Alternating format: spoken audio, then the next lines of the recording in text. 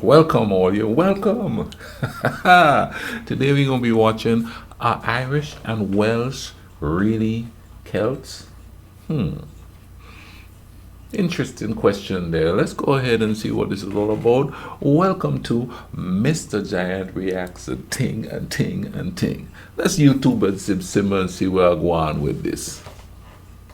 Recent genetic findings regarding the ancient populations of Britain and Ireland show a possible Bronze Age immigration that has caused some sensational headlines in the mainstream media, with some now declaring that the Irish are not really Celts. What's behind this claim? What are these new genetic findings, and what does it really mean for the identities of the Gaels and Welsh? Are the Irish really Celts? Hi friends, I'm Kevin McLean. Don't forget to like, subscribe, and consider supporting me on Patreon or PayPal. Much thanks to all of my supporters. Before looking into this further, it would be useful to first know what a Celt actually is. Primarily, when academics talk about Celts, they are speaking about a people descended from an Indo-European lineage who speak a language belonging to a particular branch of Indo-European, and who likewise share various cultural aspects found in association with it, much like people use the term Germanic to refer to both someone from Austria and Iceland, despite their differences. The ethnonym is first used by the ancient Greeks, but as often or more often, these same people are called Galatai, or Gauls. Though the Celts in Iberia spoke a language quite removed from the Gauls, who battled the Greeks at Thermopylae, they originated from a common source.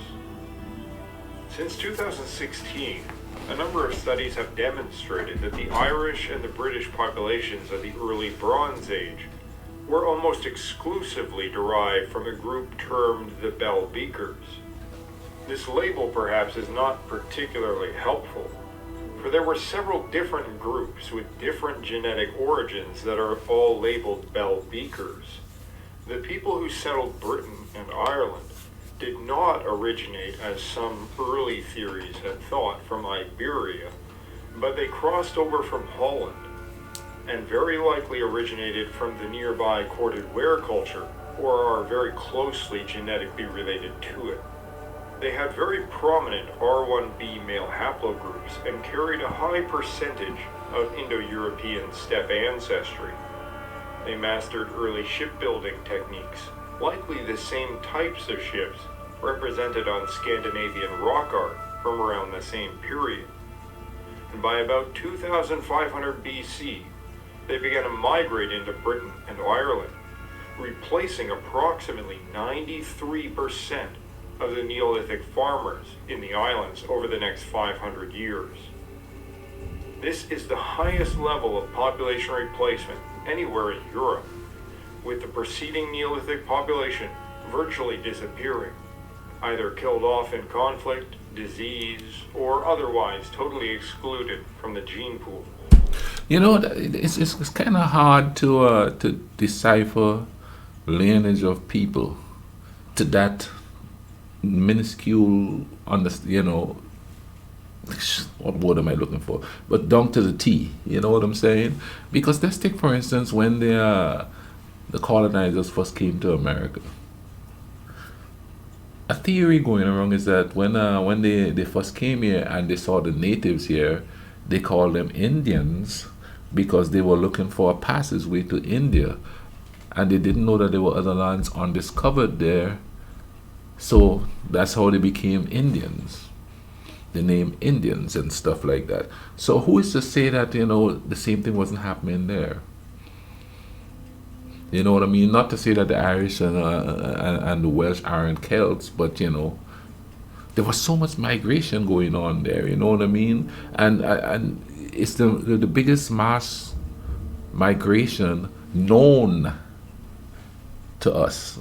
Known to the Europeans back then.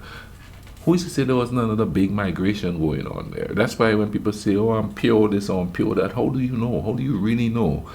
uh, genealogy might be able to tell you, but then genealogy also give you a certain percentage of this, a certain percentage of that, a certain percentage of the other. Especially with all the wars and back then with all the wars and stuff going on. You know what I mean? And Without a trading. doubt, these Dutch bell beakers spoke an Indo-European language. However, if the population of Ireland was largely descended from people who crossed over from Holland in the Chalcolithic, the question is, when and how did the Celtic language come to Britain and Ireland? Now, a study published in Nature tries to provide further insight into the population of Bronze Age Britain. The study concludes that between 1450 and 850 BC, there was a large migration from Gaul, with possibly up to a 50% population replacement in parts of southern England and Wales. 50%, wow. To some, this is proof that the Celtic language entered Britain at this time. The way the study detected this population movement was through tracking the Neolithic admixture rates in the DNA. The local British population of the early Bronze Age had a lower Neolithic farmer admixture at around 34%, according to the study, compared to Central or Western European rates at that time, which varied between 45 and 55%. The incoming population increased the Neolithic admixture component in southern England and Wales by several percentage points, which the researchers believe matches with an immigration from Gaul. Archaeologically, on a regional level, there is also observed some different building structures and burial styles coming into a limited area in southeastern Britain. However, the study also showed that there was no noticeable change in Scotland, and based on earlier evidence from Ireland, we can likely conclude much the same there. That isn't all. The study further concludes that after about 850 BC, there appears to have been very little immigration into Britain from Gaul, although it is possible that the testing methodology around this question is somewhat flawed, as the migration between nearly identical populations would be increasingly difficult to see using the methods they've chosen. But to many, this study is confirmation that the Celtic language entered Britain with this influx from Gaul during the mid to late Bronze Age. Others, however, have pointed to problems with this study. The immigration was slow, relatively localized, and the increase in admixture was diffused over time. Such immigration doesn't always lead to a change in language. So for instance, if mostly elites were immigrating, then we would expect that to be more likely to lead to a language shift, because the language spoken usually shifts to match the language of the ruling elite. However, we can't really determine this from the study because it was focused on tracking these admixture rates. And that leads... Now, come to think about it, the same thing sort of happened in the New World here. When the colonizers come in, how many tribes became extinct? How many native tribes became extinct? How many native languages became extinct? Nobody's walking around here speaking Cherokee or Cheyenne, and you know they had their own language. And like he said, the dominating force is the ones whose language become predominant. That's what happened in this region. To the other criticism, which is that it has been suggested that the evidence shows primarily women arriving. But this can be explained by the regional nature of the proposed migration, from areas that predominantly shared the same haplogroups that were found in Britain. However, because the study relies so heavily on this idea of tracking the increased percentage of Neolithic farmer admixture, it cannot be viewed, in my opinion, as conclusive, but only perhaps suggestive. There were also a number of cultural changes that took place during the late Bronze Age. The use of torques began to spread throughout Britain and Ireland. Now, the torque is of course, one of the prime symbols of the Celtic nobility. We see exquisite examples of such a torque found in late Bronze Age Ireland. Evidence for horse riding. Burial practices do change on a massive scale, but they don't change in the way that people expect. It's not dramatic. The Balbeaker folk practiced a mixture of inhumation and cremation. But in the late Bronze Age, that shifts to exclusively cremation. And that change matches the changes that are going on in the continent with the Urnfield culture, who shift to purely cremation. And of course, their culture is named for their cremation style.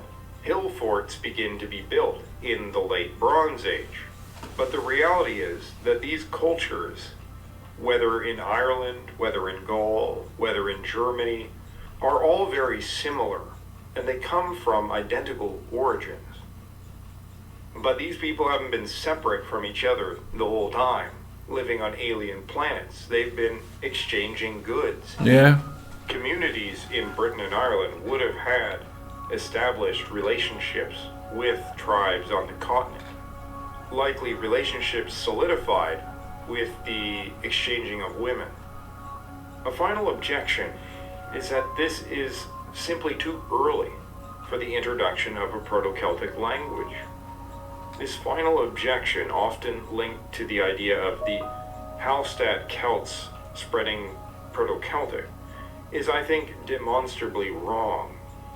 And to understand this, we have to understand the complexity of the development of the Celtic languages and other European languages generally.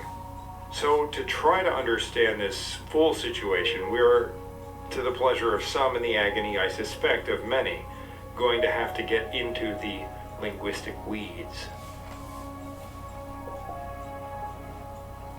The languages traditionally spoken in Ireland and Britain are anciently linked to the Celtic languages of Gaul and Iberia because they share similar features theorized to have originated from the same ancestral source. Gaelic and Welsh also share certain similarities with each other, which are grouped by some as Insular Celtic. Most importantly, they have a VSO word order, which is unique to them. Earlier theories tried to link this to some pre-Indo-European influence, but more recent research has demonstrated the existence of the use of a VSO word order in Proto-Indo-European for the purpose of emphasis. And it may be this use of the emphatic style which gave rise to a new standard in Ireland and Britain. However, Brythonic and Goidelic are also quite different from each other in important respects, such as vocabulary, sound, and syntax. One very noticeable difference is that Goidelic lacks the P sound. Where there is a P in Brythonic and Gaulish, one will instead find a Q or later a C in Goidelic. For example, hen means head in Welsh, but ken in Old Gaelic. Map, later mab, means son or boy in Welsh, but mac in Gaelic. Cruthid means a Pictish person in Old Gaelic, but it's from the Brythonic term Britain, later Britain. Epos is horse in Gaulish, but ech in Old Gaelic, from a Goidelic equus, Proto-Celtic equus. Thus, the languages are sometimes distinguished by calling them P Celtic or Q Celtic. The sound represented by P in Gaulish and Brythonic developed from a Proto-Indo-European qu, which is how the sound is preserved in archaic Gaelic. Another difference is the Proto-Celtic W. So windos means white or fair in Proto-Celtic. It's gwyn in Welsh, but fin in Old Gaelic. Though there is a fair amount of vocabulary overlap, there are some interesting omissions, such as father, ather in Old Gaelic, losing the Indo-European P sound, as Celtic did. But in Welsh, the cognate is edryth, meaning instead home. There is no consensus as to exactly when these distinctions developed, but they indicate a fairly long and independent period of development. These changes occurred in a chain, that is, from Proto-Indo-European to Proto-Celtic, and then from Proto-Celtic kwa, the sound either becomes a k or it becomes a p. There cannot be a situation where the language adopted the p sound from kwa and then reverted to a k or kwa. It demonstrates beyond doubt that when the Celtic language entered Ireland, it was in the form of Proto-Celtic. And on this stage of the language, we can place a conservative date range that makes a late Bronze Age arrival of Celtic into Britain and Ireland very realistic. Ah. Our earliest inscriptions from Lepontic, a dialect or very closely related language to Gaulish, date to about 550 BC. These were people who spoke a Celtic language in the northern region of modern-day Italy. Romans believed that they had migrated south from Gaul. At this time, their language was already P-Celtic. Our earliest sources of Gaulish show it was also P-Celtic.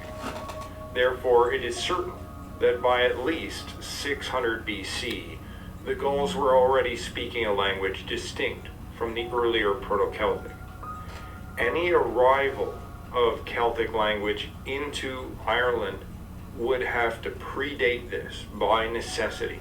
However, it is not out of the question that the Brythonic P form and the general linguistic divide between Goidelic and Brythonic was a result of later Gaulish influences upon a population already speaking a closely connected language derived from Proto-Celtic.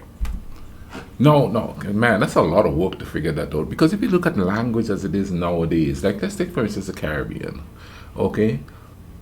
A lot of people, because of the rhythm and the way we speak, they seem to think we all sound alike.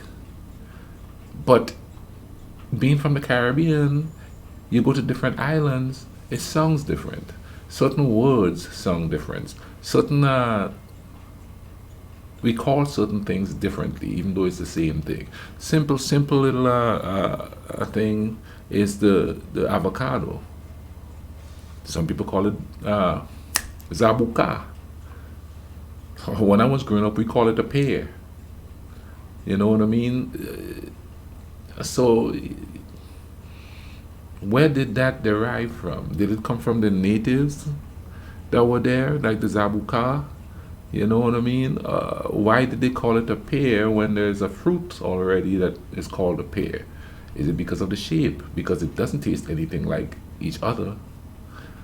So when researching the origins of people using language, that's a lot of work, man, as you could tell by the way this video is going. You know what I mean? Genealogy is going to be hard to tell because of the age and stuff of things, you know.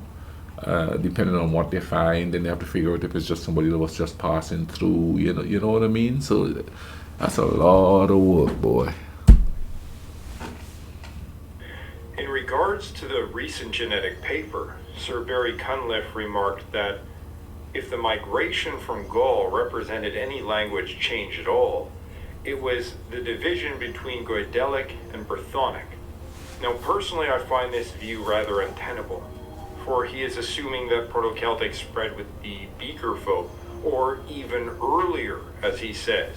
Now, it's absolutely impossible for it to have been earlier, and highly unlikely that it was the language that actually spread with the Beaker folk in 2500 BC. In fact, that's basically off the table. However, a later Bronze Age date is not at all out of the question. Our latest possible date for its arrival is 600 BC, and that is being extremely conservative, assuming that the first written instance of Gaulish or a related language is directly following its adoption of P for Qua, signaling the end of the period of Proto-Celtic in Gaul.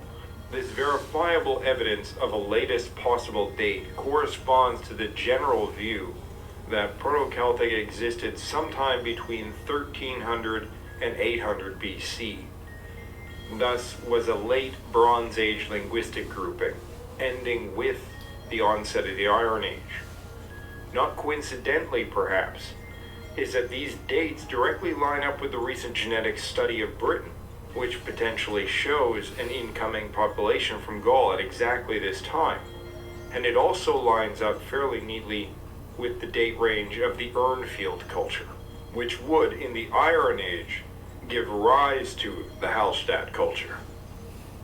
A number of linguists propose a stage between Proto-Celtic and Proto-Indo-European called Italo-Celtic. This is based on similar features in the languages. It's generally believed that Proto-Italic peoples migrated into the Italian peninsula from the north, likely sometime in the late Bronze Age. Our earliest Old Latin is thought to date to approximately 700 BC, meaning even at this early date, it was already distinct from Italic. If we postulate backwards from this, assuming an Italo-Celtic period, it is very clear to see that Proto-Celtic would have had to have been Bronze Age, with local forms emerging at the dawn of the Iron Age, akin to Latin and Homeric Greek. So now, perhaps it's better to explain this general linguistic evolution in another way. The Bell-Beaker folk, starting from 2500 BC, spread a dialect of Proto-Indo-European throughout much of Western Europe. Over time, local dialects of this language would begin to emerge until the Middle Bronze Age. We can expect there were likely dozens of languages, still with a high degree of mutual intelligibility, spoken throughout France, Germany, Britain, and Iberia. The vast majority of these languages or dialects did not survive into the historical period. One of them that did somewhat survive is Lusitanian, but we barely know anything about it. Some scholars debated whether it was Celtic or not. It seems not. It seems to be a separate Indo-European language that somehow ended up in Iberia, maybe spread, maybe, by the Bell-Beaker people. So among this Bell-Beaker Indo-European linguistic soup emerged Proto-Celtic, most likely somewhere in Gaul or in southwestern Germany. And from the same or a nearby population also emerged Proto-Italic. And from here, sometime likely in the Middle Bronze Age, Celtic forms of Indo-European speech began to spread out in all directions among the people that were similar genetically and linguistically. And it made this spread much, much easier, but also much more invisibly in archaeology and genetics. And so it's most likely that the language was adopted in Britain and Ireland sometime in the late Bronze Age, brought by a warrior elite perhaps, displacing the closely related Bell-Beaker elite. Or perhaps some sort of peaceful exchange somehow brought the language. They would have brought with them the Druids, the Bards, and the key aspects that we associate with Celtic today. But in a You see, in a situation like that, when he said in the beginning, those that have that yield the power, their language is definitely going to take over. And if the people there keep fighting and they don't want to adhere to that language, they just wouldn't survive. And I guess that's how some languages got become extinct. People die off, or people needed to survive, so they had to assimilate to the language at the time. That's how some languages become, like you said, in a peaceful form and not so much in a. But didn't somebody say that? I think I saw in one of the comments that somebody said that speaking the native Irish language was actually banned or something like that. That's another way to extinguish a language. And quite frankly, if you extinguish the language, you also extinguish the culture and extinguish the traditions and and things like that. Even though some people may fight and keep some of it going, but it by far and large extinguish it. other respects, they simply continued on with local styles and traditions. Certain regional particularities in speech by the early Balviker people were possibly preserved in insular Celtic. Now, whether or not this genetic study in nature actually proves a biological migration, Proto-Celtic had to have come to Britain and Ireland during the Bronze Age because it was brought there by people who spoke Proto-Celtic, not Gaulish, not Celtiberian, but the earliest form of the language, a form of the language which almost certainly no longer existed in the Iron Age. So are the Gaels Celts? They speak a Celtic language, they adopted the Celtic culture, and they have identical genetic origins in that they're both a people derived from the Indo-Europeans that spread throughout Western Europe. Their genetics were slightly different from that of Gaul, but they traced much of their male lineage back to the same group of Indo-Europeans. It seems clear to me that the answer is yes, of course they are Celtic, just as someone from Austria is Germanic, yet not identical to a person from Norway or England.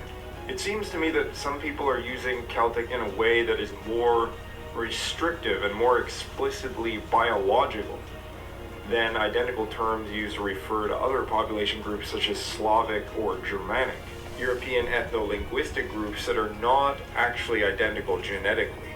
And it's only on this sort of mechanistic genetic basis that someone could claim that the Irish are not Celts.